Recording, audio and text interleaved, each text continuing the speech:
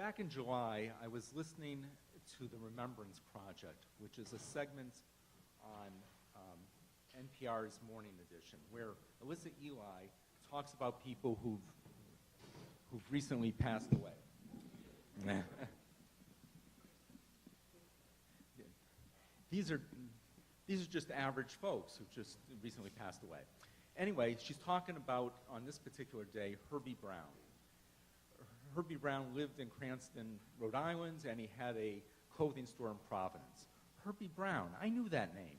I was at his burial, but I didn't know anything about Herbie Brown. I didn't know his family. I had no connection to Herbie Brown. This is the story about how a lifetime obsession with punctuality brought me to the burial of Herbie Brown. When I was growing up, my parents always taught me it's important to be on time. And they practiced what they preached. They would send my sister and I off to synagogue on Shabbat morning, and that exactly at noon, my father would come and pick us up. In fact, my sister and I, we had a game. We'd look at my second hand on my watch and see how close, take bets on how close my dad would come to exactly noon. So I told this to our daughter, Stephanie, a few weeks ago, and she said, "Dad, that's what Talia and I used to do when you came to pick me up from her house." Well, it is important to be on time. If you're late, you're really being inconsiderate to those who are waiting for you. In fact, there are certain times when you actually have to get there early, like to the airport. So you got to get there 2 hours early. If you're going to a movie on Saturday night, 45 minutes early, or to a funeral, you got to be there 30 minutes early.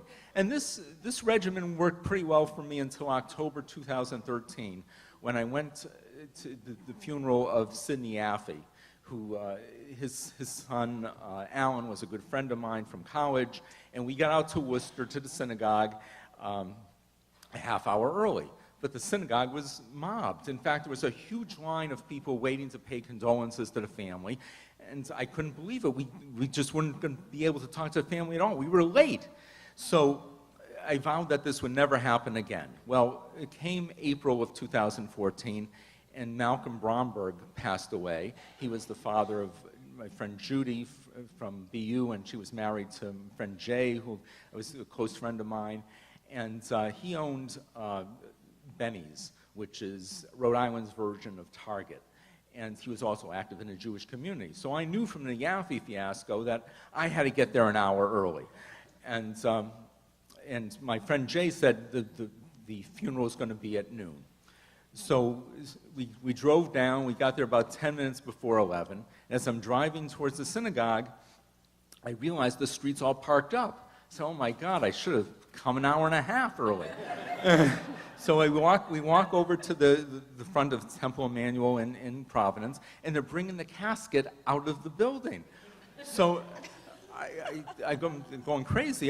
There's a couple coming across the street, and I said, "What's going on? The funeral was supposed to be at noon." He says, No, it was at 10. So, and as I'm talking, I realize we know these people. They're the Hornsteins from Newton. We had them at our house many years ago for Friday night dinner, and they recognized us.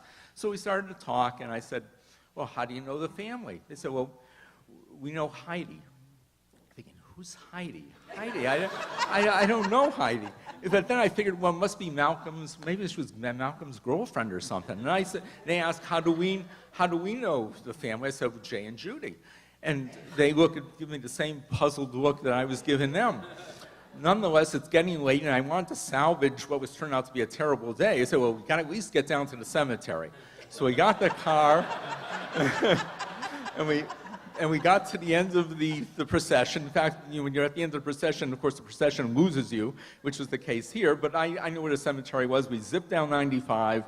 We got to the cemetery right when the procession was entering, and we made our way to the grave site. As I'm at the gravesite, I'm looking around, and I say, I don't see Jay and Judy. I don't see Jay and Judy's kids. I don't see just Judy's brothers. I said, Sue, something's wrong. So it says, oh no, the Hornsteins are here. So we went. I asked someone from the funeral home. I said, well, whose burial is this? They said, Herbie Brown. Herbie Brown. So I get back in the car, we zip back up to the Bromberg funeral, and we get there 25 minutes early. So what I learned from this is that you can be too early. Also, I learned that Herbie Brown paid all his creditors when he closed his business, that he played piano and he loved composing music, and that he was a volunteer in a nursing home into his 70s, and that he had a daughter named Heidi.